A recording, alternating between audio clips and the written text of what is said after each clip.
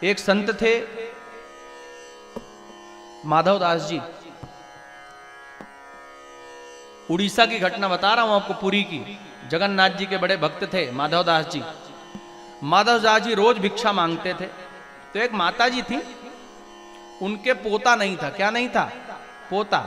मतलब उनके पुत्र के कोई संतान नहीं थी, उनकी बहू को कोई लड़का नहीं हुआ। नहीं तो भगवान से थोड़ा सा, साधु संतों से और भगवान से थोड़ा चिढ़ने लग गई थी कि ये लोग कहते हैं ये मिल जाएगा वो मिल जाएगा। ऐसा मैंने जीवन जिंदगी भर पूजा की, मेरे यहाँ पोता नहीं हो रहा, मेरा वंश आगे कैसे बढ़ेगा। बुढ़िया को चिंता रहती थी। तो संत तो सब घर भिक्षा मांगते, तो सब कोई एक मुट्ठी अनाज देता था, कोई रोटी कोई चावल, जो भी जिसकी इच्छा, कोई आटा। और वो जब संत उनके दरवाजे पर आए तो वो माता जी गाली देती थी, कह रहे इनके कोई काम धंधा नहीं है, जब देखे तब आ जाते हैं। तो अब उनके शिष्य कहते थे कि गुरुजी आप क्यों उसके सामने। अरे बोले कुछ लेती थोड़ी है, देती तो है, गाली दे देती, मैं वही रख लेता, कोई बात नहीं, ले तो नहीं रही, कुछ दे ही रही। अब एक दिन जो माता जी अपनी बहू पर बड़े गुस्से में थी, बहू उस दिन थोड़ा सुबह सुबह कभी बहुएं देर से उठ जाए ना तो सास का पारा चढ़ जाता है। और देर से उठी है, घर में झाड़ू पोता, खुद ही लगी पोता लगाने अम्मा जी, और पोता लगाती जा और बहू को भी चार बात सुनाती जा कि अब इनके राज में तो यही होगा, हम पोता लगाएंगे और ये सोएंगे। ऐसा बोलने लगी, गुस्से में थी, क्रोध में थी। अब वो पहले के समय कच्चे मकानों में जिन्होंने पोता लगाया उनको पता होगा, गोबर और मिट्टी मिला करके पोता लगाते थे ना। तो उसी टाइम पर वो आ गए, भिक्षाम देही माता, माता जी भिक्षा दीजिए, और उनके ऊपर फेंक दिया।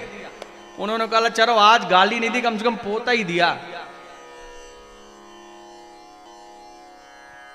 पोते को क्या किया उन्होंने, अपनी दूसरी थैली में जिसमें अनाज नहीं था उसमें रख लिया भिक्षा समझ के, और कहा कि संत माधव दास भी अब उत्तर इसी का देगा, पोता दिया है तूने तो जा, पोता तुझे मिलेगा। ऐसा आशीर्वाद दे करके चले, और फिर उसके बाद फिर कभी मांगने नहीं आए। और अब संत का वचन है, झूठा कैसे जाएगा। संत ने क्या किया, वहां गए ठाकुर जी के मंदिर में, उस पोते को अच्छे से गंगा जल से धोया, स्वच्छ किया, सुखाया, और उसमें से थोड़ा सा कपड़ा फाड़ कर बाती बनाई, घी में डुबो करके ठाकुर जी को लगा दी, और कहा प्रभु इस पुण्य के कारण उस बुढ़िया को पोता हो जाए तो बहुत अच्छा रहेगा। अब भगवान तो अपने भक्तों की बात, अच्छा जो भगवान ना कर सके वो भगवान के भक्त करवा लेते हैं, क्योंकि भगत के बस में है भगवान। ध्यान रखिएगा, भगवान केवल प्रेम के बंधन में, जबरदस्ती बंधन में नहीं ला सकते, बल से नहीं, प्रेम से। अब एक वर्ष हुआ, बुढ़िया की जो अम्मा जी थी उनकी बहू को एक बच्चा हुआ, मतलब माता जी को पोता मिल गया। लेकिन जब पोता हो गया तो वो अम्मा जी बहुत रोती थी और अपनी सखियों से कहती थी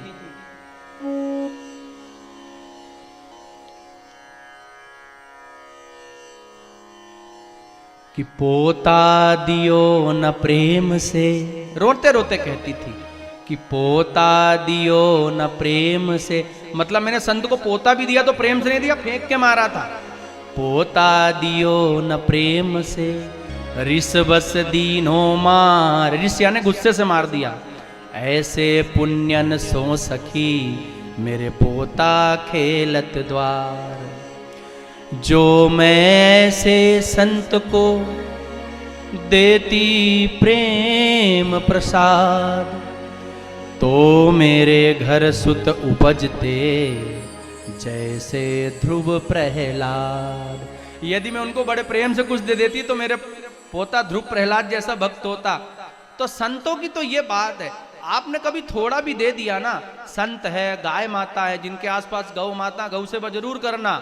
गाय माता ही एक ऐसा है जो अपने रोम रोम से आशीर्वाद देती। कभी आपने एक गुड़ की डली भी खिला दी ना, एक मुट्ठी घास भी खिला देगी, तो घास भी खिला दिया तो पूरे रोम रोम से आशीर्वाद देंगी। ऐसे ही संत हैं, आपने थोड़ा भी दे दिया ना तो उनका रोम रोम आशीर्वाद देता है। वो यही कहते हैं कि प्रभु इनके घर में सब भंडार भर जाए, सब आनंद हो जाए, और साथ में प्रभु की भक्ति भी प्राप्त हो।